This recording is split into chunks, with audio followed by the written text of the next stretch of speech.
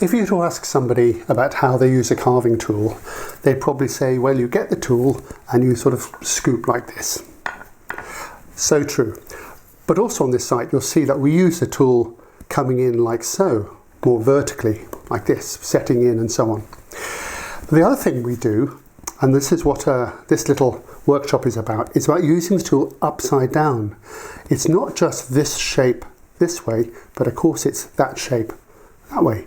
So what I want to do is just give you some thoughts about how this might work, and in particular two exercises, two thoughts that you can work with. The first one is about how the tool itself will create the shape. So here's a shape that I've created directly with this tool.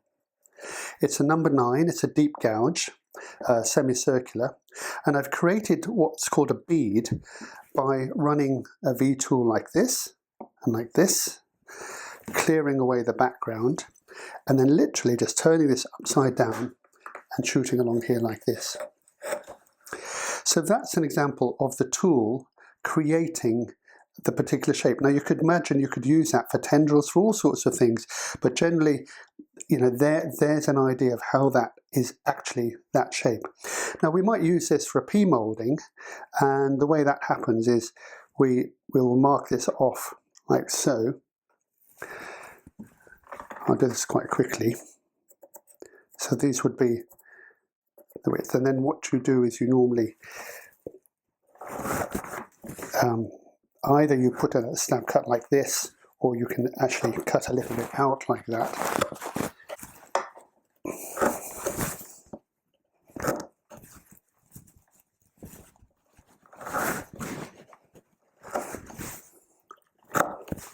So you have this is quite a big pea moulding, so that normally goes right much further back.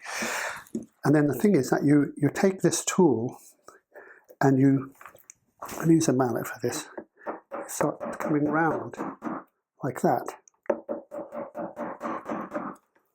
and then you do it on the other side.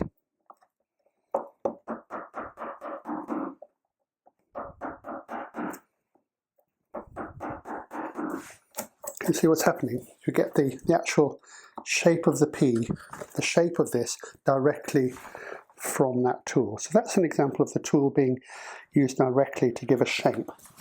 And of course this works well for this, but different tools will give you different sorts of shapes. So there's a tool being used upside down deliberately for that shape.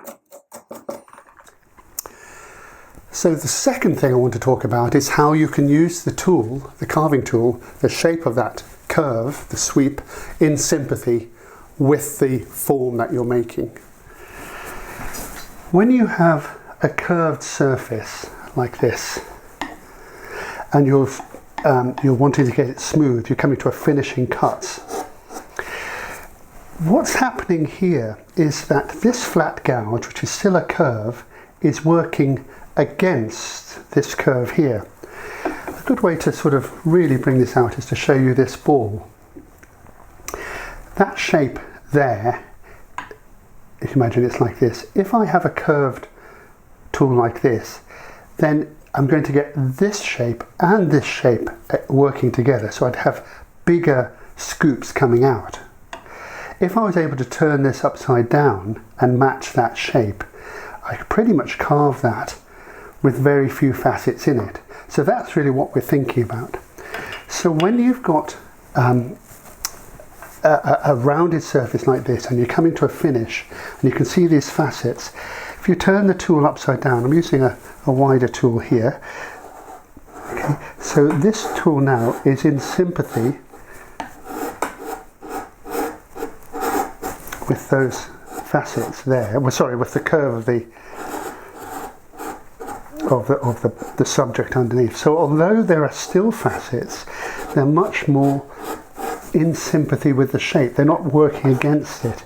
And that's an important point when it comes to finishing. Think about using the tool upside down when you've got a curved convex surface.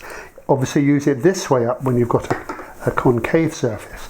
And that way you'll get a much finer finish. And you can control it. You can decide, do I want big facets or do I want to skim them back and get them a lot smoother.